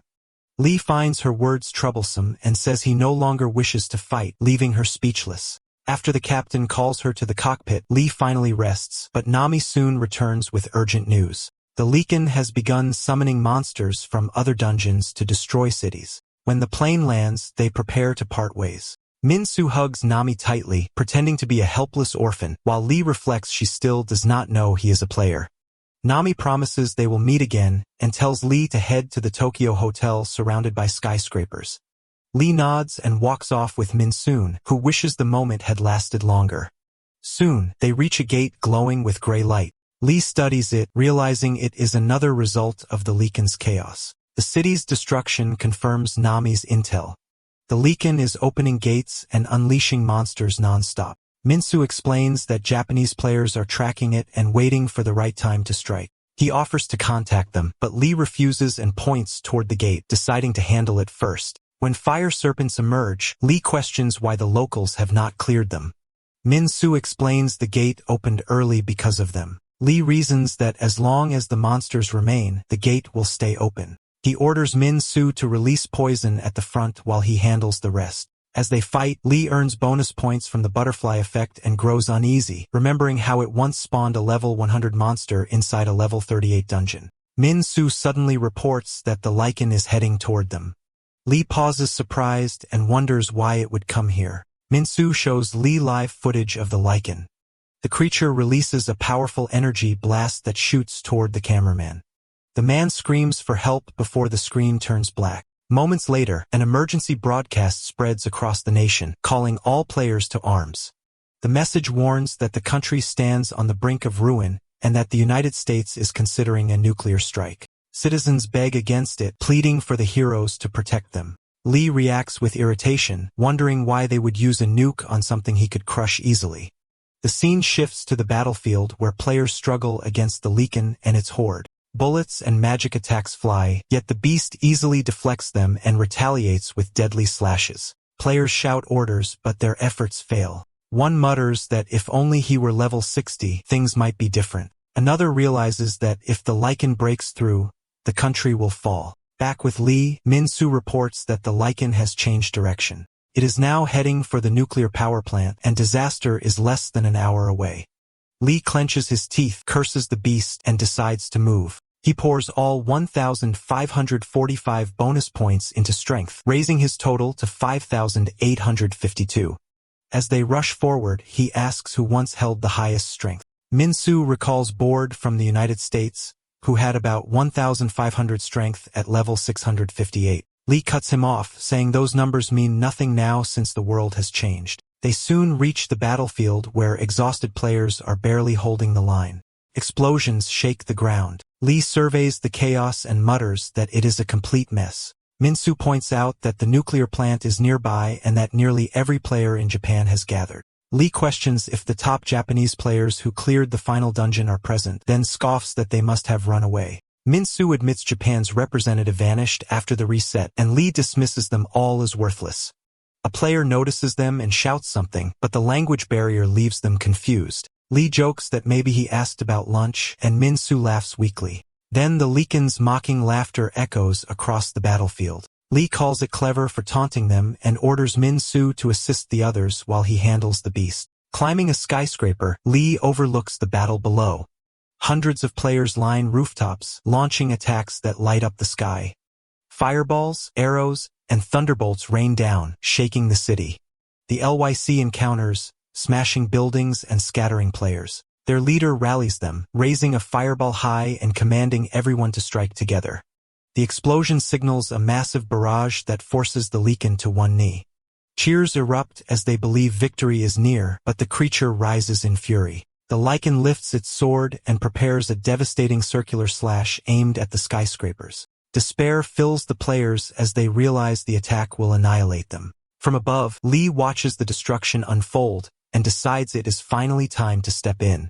Lee uses the Petrify skill on the Lycan, freezing it in place. The players watch in disbelief, recognizing the ability. One murmurs that it must be Petrify, while another insists the King of Strength could not possibly be there.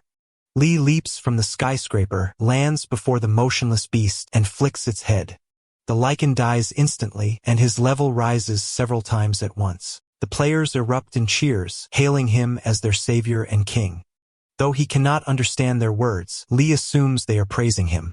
He pulls out his dagger, searches the corpse, and finds a glowing level 100 mana stone. Holding it, he recalls how mana stones once replaced coal, their value tied to the monster's level. He reaches for the Leekin's broadsword, but it vanishes into his inventory.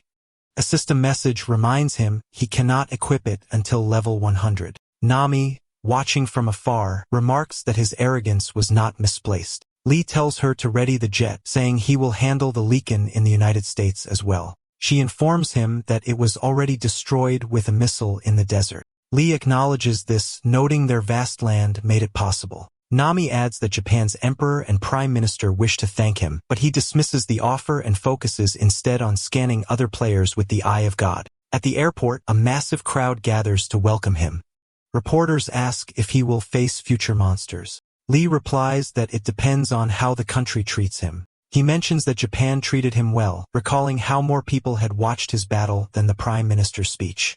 After a brief exchange, he disappears with Min-soo using stealth. Nami calls after him saying the president of Korea is on his way. Lee replies that she should tell the president he is busy and will meet him later. As he leaves, he reflects on the coming of a special dungeon. Now at level 71, he remembers that in the past, it appeared when his stats reached 4,000. His current total exceeds 15,000, yet the gate has not opened. He suspects it requires all bonus points to be used. After applying them to strength, raising it to 8,757, the system confirms the opening of a special dungeon. Lee smiles, realizing he was right. The butterfly effect skill had triggered the event, but the gate's location remains unknown and will close within 30 seconds once found. Hearing Nami's continued calls, Lee cancels his stealth and reappears. He asks where the president is. Inside the VIP room, the president greets him warmly and thanks him for representing the nation, adding that relations with Japan have improved because of him. Lee responds with respect. The president admits he likely did the same in the past timeline and apologizes for not expressing gratitude sooner. Lee assures him it is fine. The president reveals plans to reward him with a higher title than national merit, but Lee declines and says he has a request. He considers revealing the secret of the special gates but decides against it, fearing interference. Instead, he reports that a golden special gate has opened. The president is stunned and demands confirmation. Lee explains it is true and warns that a monster stronger than the lichen lies within. He adds that the gate closes within 30 seconds of discovery and must be found quickly. The president orders immediate action and promises full support. Lee notes that he has spoken only truth, though he hides the part about the dungeon's rewards. Wanting more than just government aid, he finally requests that the president keep the matter secret and avoid making it public. In the control room of the National Crisis Management Office, Lee stands beside the president. The president remarks that if Lee's words are true, then the Golden Gate could become as great a threat to Korea as the lichen was to Japan. Lee replies that from experience, the monster inside will be far stronger. An order is issued to search the country using cameras. Lim, head of National Crisis Management, raises a concern. If the gate closes within 30 seconds and a monster stronger than the lichen appears, why not send other players instead? Lee insists he must be the first to enter, explaining that the Golden Gate not only holds a powerful monster, but also grants rare rewards known as special skills and items. Lim finds this unbelievable, saying that over 100 players in the control room have regressed, yet none have seen such a dungeon. Lee admits this is why he hesitated to speak, but he refuses to lie. Whether they believe him or not is their choice. Lim turns to the president, arguing that Lee's request hints at monopolization. Keeping the search secret would allow him to claim all rewards, making him too powerful, like an uncontrollable weapon. The president asks for suggestions. Lim proposes banning Lee from entering dungeons and sending government players instead. Lee reflects bitterly that perhaps he should not have killed the lichen so quickly. He pulls out the lichen's broadsword, which drops to the floor since he still cannot equip it. He remarks that Korea had its own lichen, and maybe leaving it alive would have made them realize the harshness of the world where players fight endlessly for survival and power. Lee points to the sword and questions Lim directly. Monopolization is common, driven by instinct and ambition. He asks if this desire for strength is wrong, but Lim stays silent. Lee turns to the president for judgment. The president agrees that if a dungeon does not belong to the government, then they cannot restrict entry. Monopolization is part of a player's ability. Lee asks if that means he can freely enter the special dungeon since he received no reward for killing the lichen in Korea. The president agrees. Lee declares that he will take this special gate as compensation and claims rights to all future ones. He then demands Lim's dismissal, arguing that as head of crisis management, Lim should have supported strength, not feared it. The president urges calm, but Lee insists, calling Lim's thinking pathetic. While the discussion continues, satellites locate the special gate and Lim is dismissed. Later in the car, Lee remarks that people only listen when he goes to extremes. Min-soo admits everyone trembled when he spoke. Lee wonders why they never listen the first time. The gate is located in Socho near the beach. Min-soo reminds him to stay cautious even if he believes nothing can harm him. Lee agrees as they reach the forest where the gate glows faintly. It is marked as a level A dungeon, though both find it suspiciously low. Then a system message appears announcing that the player who created the special gate is Lee. It warns that others can also obtain special skills and surpass him. Knowing every player will see the message, Lee prepares to enter as the 30-second countdown begins. Inside, his vision flashes red. All stats restricted. All skills and items disabled. The shock unsettles him. A red goblin appears laughing at the foolish human. It is the level 200 dungeon guardian. Lee realizes the Eye of God cannot activate. The goblin assures him not to fear, saying it is not his true opponent. This dungeon is not about fighting monsters, but about something else. He tells him to do his best, curious to see what he can achieve, and reveals that Lee is already famous in their dimension. Lee stands silent, wondering about this strange fame.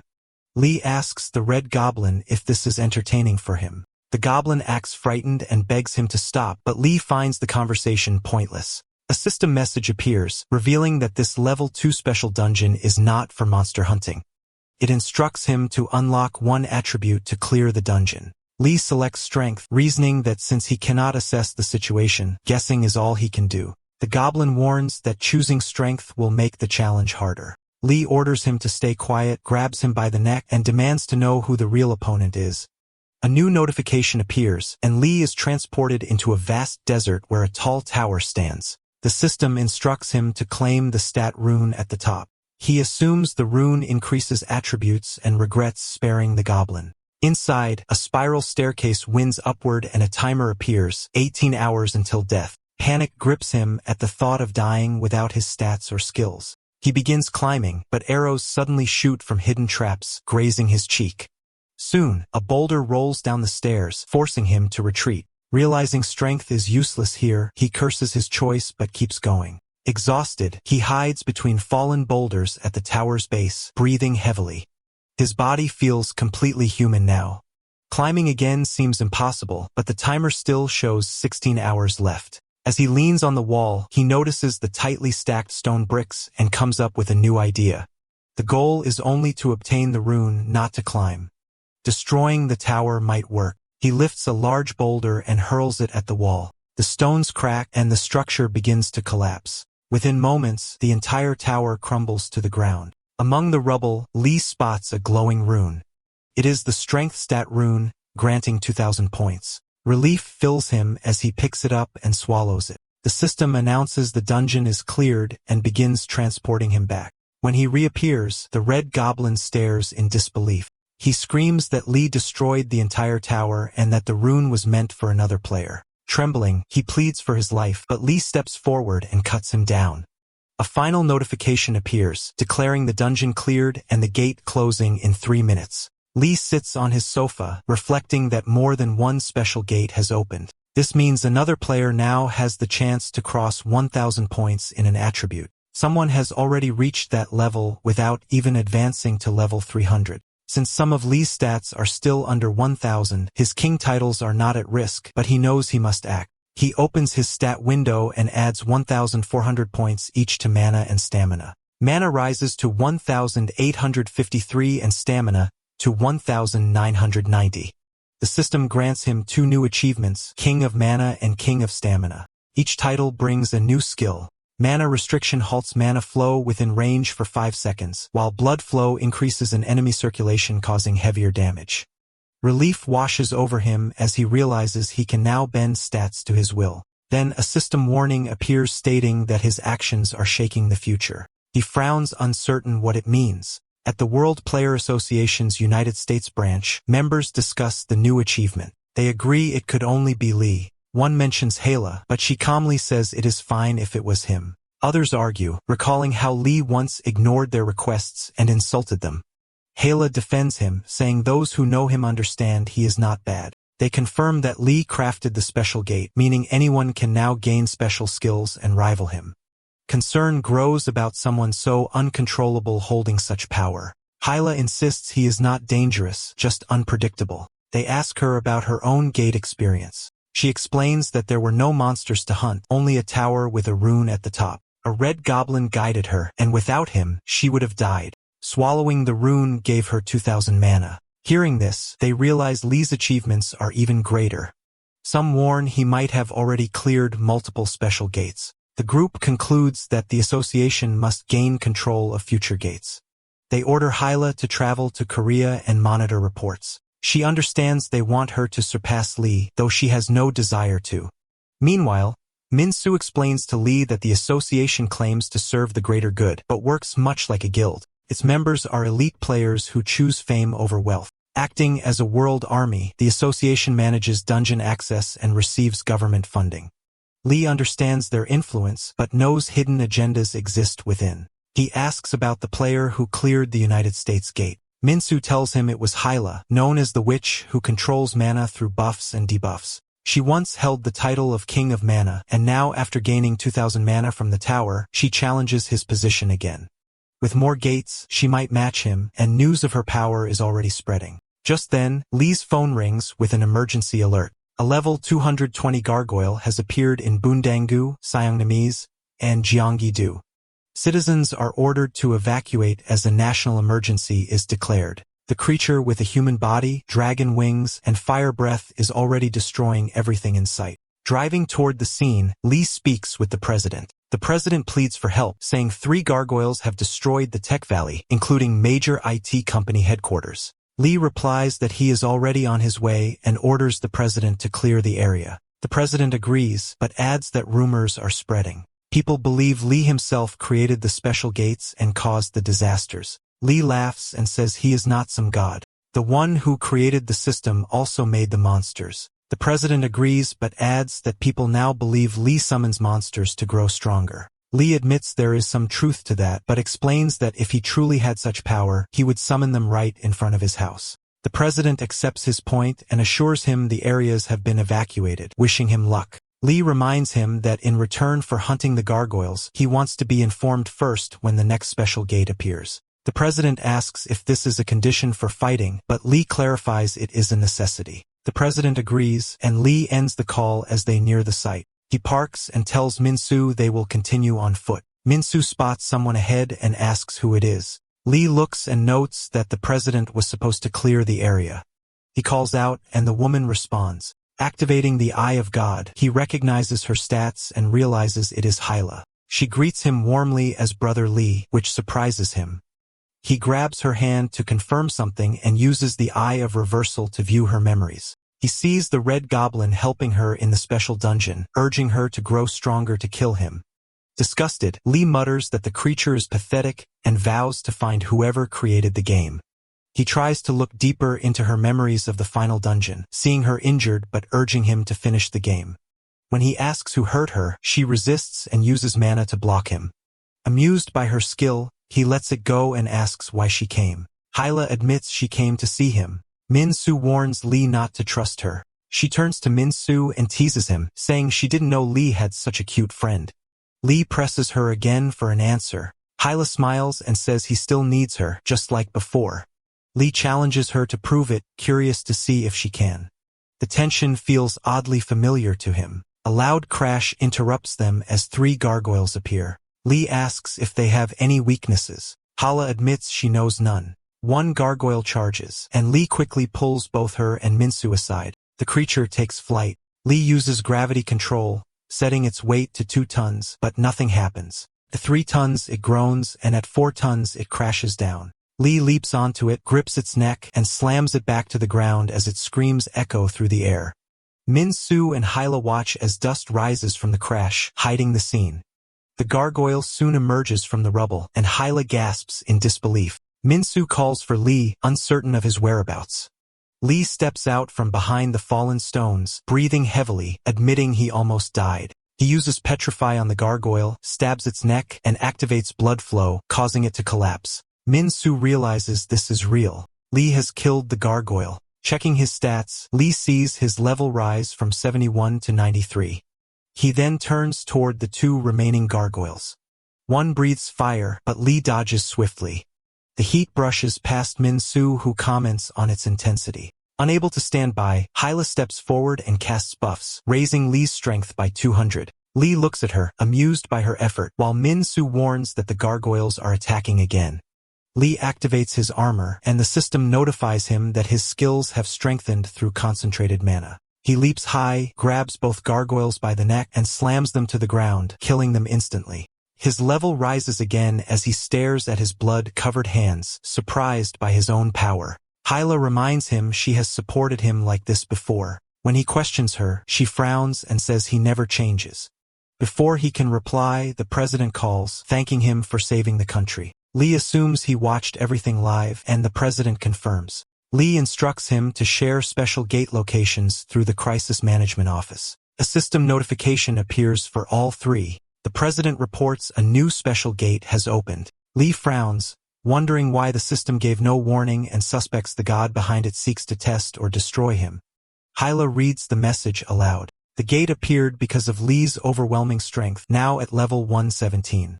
It is in Gangsigu, and she asks to join him, promising not to interfere. Lee asks why she wants to follow. Hyla says she came to Korea for him and refuses to obey the World Player Association. She insists she decides her own path. Lee agrees on the condition that she shares every piece of information she receives. She promises she will do anything for him. Min-soo mutters that her buffs are useful but questions her intentions. Hala replies that Lee must save the world and end the game. Minsu doubts her words, but she insists her reason is personal. She reminds Lee of what he once said, that players would rule the world after the game ended. Lee admits he does not remember, and she smiles, saying those words now guide her. Lee shakes his head, realizing he might have inspired something dangerous. Still, he smiles faintly as they head back to the car together. Lee, Min-soo, and Hyla stand before the special dungeon gate. It is a level 3 dungeon, limited to 2 players, ranked a plus in difficulty. Lee notes the change and steps closer. Hyla asks if she should join, but he shakes his head, warning it could be dangerous. She agrees and watches as he enters alone.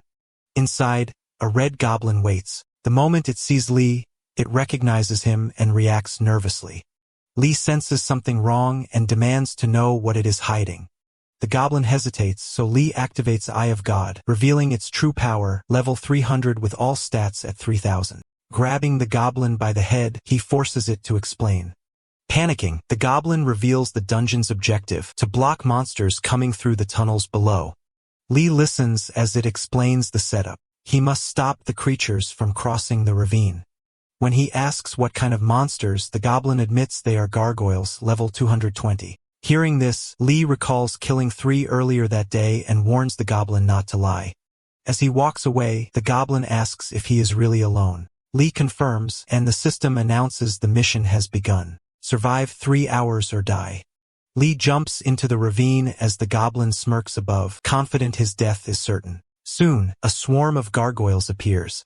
Using gravity control, paralyze, and petrify, Lee dodges their attacks and crushes them with ease. He drains their blood using blood flow and levels up again.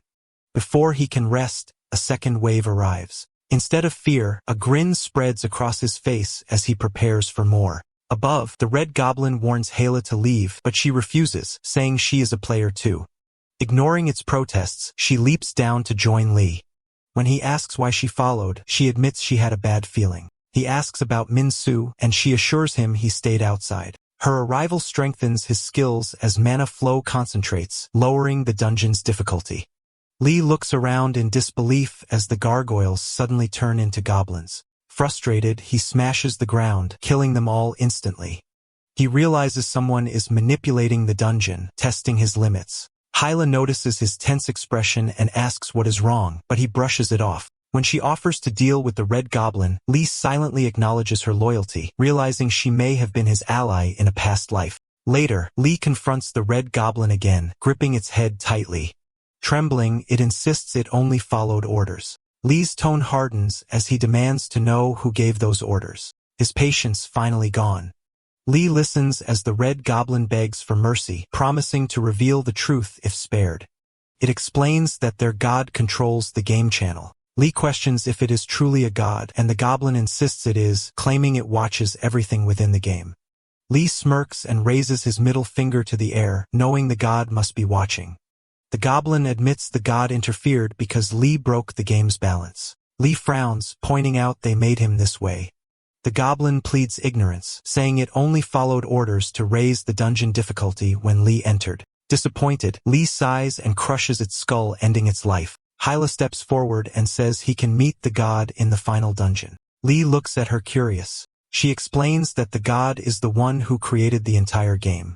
A system notification confirms Lee cleared the level 3 special dungeon and rewards him with 3000 bonus points. Lee asks if they will have to fight that god, and Hyla nods. He wonders if the god is human, but she admits she never saw it. When he asks who killed her before, she names Park Moo-sung. Hearing the name, Lee orders her to stay still and activates Eye of Reversal to view her memories. In her memories, Moo-sung stands before her, mocking her weakness without Lee. He calls her the witch Hyla, breaks her skills, and stabs her as she falls, thinking she must warn Lee. Lee freezes the vision and asks what she wanted to tell him then. Hyla replies that he can already see it. When pressed, she admits Moo-sung had a sword skill that could pierce his armor, though she does not know how.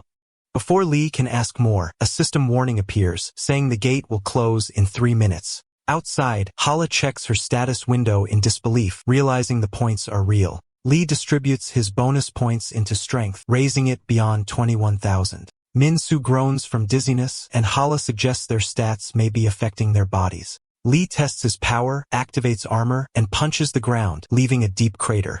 A notification appears. Armor has evolved to level 3, unlocking Final Blow, a skill that absorbs excess power and releases it at the cost of most of his health. Minsu panics, urging him to stop before collapsing the area.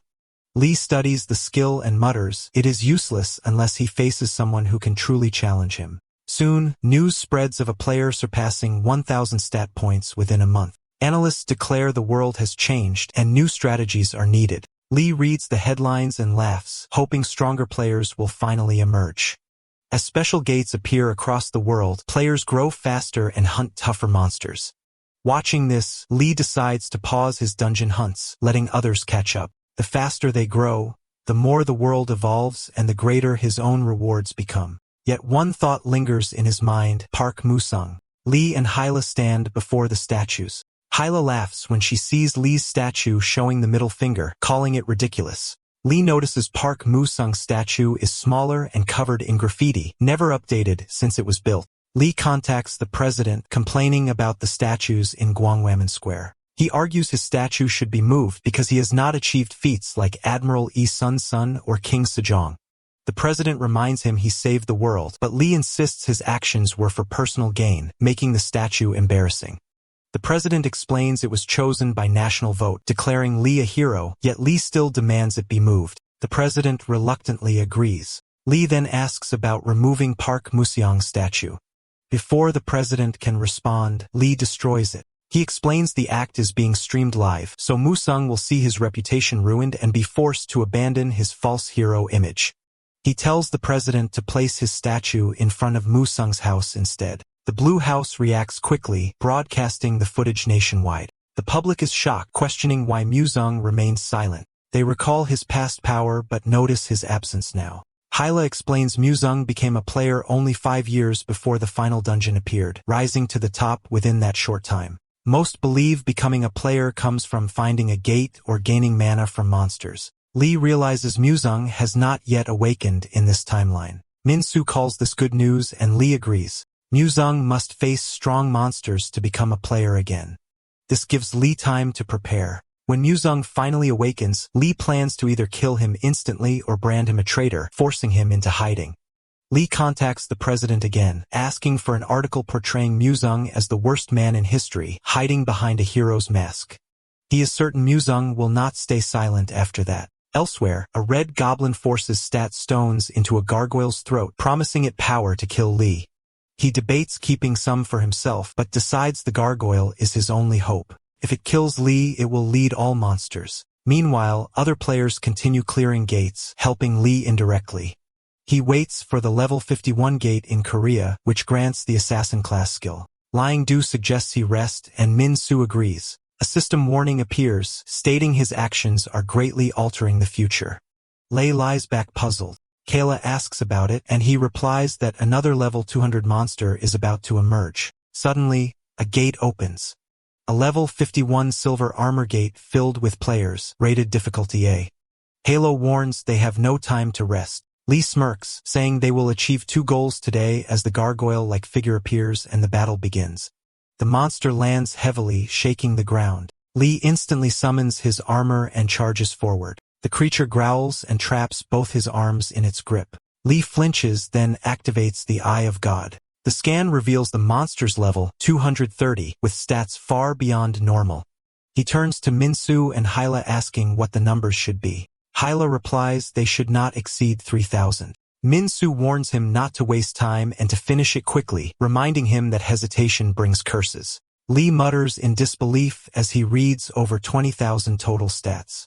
Hyla freezes, unable to process the number. Lee grabs the monster by the neck and slams its face into the ground, but it rises again. He uses Petrify, yet the effect lasts barely 3 seconds before breaking. Lee realizes the skill might be too weak against such high stats. Kaylee, the gargoyle, attacks with immense force. Lee dodges while Min soon recognizes the move, noting it has never been this powerful.